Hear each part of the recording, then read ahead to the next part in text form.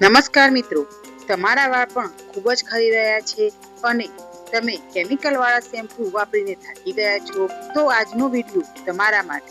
તો આજે આપણે એવું હેર ટોનર બનાવવાના છીએ જે હેર વોશર તરીકે પણ યુઝ કરી શકાય। આ ટોનર અને હેર વોશર બનાવવા માટે આપણે ઉપયોગ કરીશું જાસૂદના પાન, નીમ, કઢી લીવ્સ અને મેથીનો ઉપયોગ કરવાનો છે।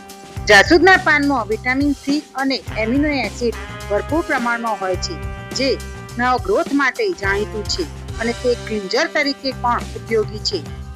લીમડામાં એન્ટી ફંગલ અને એન્ટીબેક્ટેરિયલ ગુણો હોય છે જે તમારા સ્કેલ્પમાં થતા ફોડો ઇન્ફેક્શનને દૂર કરી મૂળને મજબૂત બનાવે છે। કઢી લીવ્સમાં બીટા કેરોટીન અને એન્ટીઓક્સિડન્ટ હોય છે જે અકાળે સફેદ થતા વાળને રોકે છે અને તેમાં કુદરતી મેલાનિન હોય છે તે વાળને મૂળથી પોષણ આપવાનું કામ કરે છે। મેથી વિશે તો સૌ જાણીએ છીએ કે તે વાળ માટે પ્રોટીન માટેનું પાવર હાઉસ ગણાય છે। મેથીનું પ્રોટીન એ ફોલિકલ્સને રિપેર કરીને વાળને મૂળથી મજબૂત બનાવીને વાળને ખરતા અટકાવવાનું કામ કરે છે। એક બાઉલમાં બધી સામગ્રીઓને ભેગી કરીને સાદા પાણીથી સારી રીતે વોશ કરી લઈશું કારણ કે વનસ્પતિઓમાં માટી અને ધૂળ ચોટેલી હોય છે।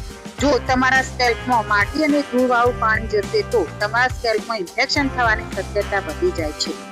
વોશ કરેલી સામગ્રીને આપણે એક બાઉલમાં લઈ લઈશું। તેમાં આપણે મિનરલ વોટર અથવા તો આરો પાણીનું એક ગ્લાસ નાખીને તેને ઓવરનાઇટ માટે પલાળીને રાખીશું। આપણે આ સામગ્રીને બોઇલ કરવાની નથી કારણ કે તેના બધા જ ગુણો આપણા પાણીમાં જળવાઈ રહે જેથી તેના બધા ગુણો આપણા વાળને પૂરતું પોષણ આપી શકે।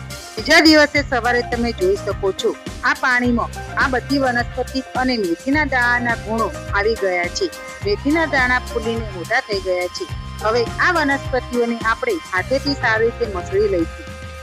મસળવાથી જાસૂદના પાન અને મેથીનું જે પાણી તૈયાર થયું તેમાં જેલ જેવું પરિવર્તન આવશે। હવે આ રીતે મસળી દીધા પછી તેને આપણે કપડા દ્વારા સારી રીતે ગાળી લઈશું। આ પાણી તમારા હેર વોશર તરીકે અથવા તો હેર ટોનર તરીકે પણ તમે ઉપયોગ કરી શકો છો। આ પાણી તમારા વાળના સ્કેલ્પમાં ઇન્ફેક્શન અને ફોડાને દૂર કરી તેની સાથે સાથે વાળને મૂળથી પોષણ આપી વાળને મૂળથી મજબૂત બનાવશે અને હેર ફોલને એક જ વારમાં ખતમ કરી નાખશે। આ પાણીનો ઉપયોગ તમે અઠવાડિયામાં 2 વાર જરૂર કરજો।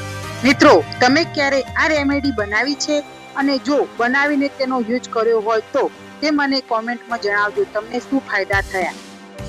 આ પાણીનો ઉપયોગ તમે સ્પ્રે બોટલમાં ભરીને સ્પ્રે કરીને પણ કરી શકો છો અથવા તો હેર વોશર તરીકે કરવું હોય તો 1 ચમચી શેમ્પૂ નાખીને તેને સારી રીતે મિક્સ કરી લો પછી તમે હેર વોશ તેનાથી કરી શકો છો। આ રીતે શેમ્પૂ કરવાથી તમારું શેમ્પૂ કેમિકલ ફ્રી શેમ્પૂ થઈ જશે અને તમને નેચરલ ગુણો મળશે।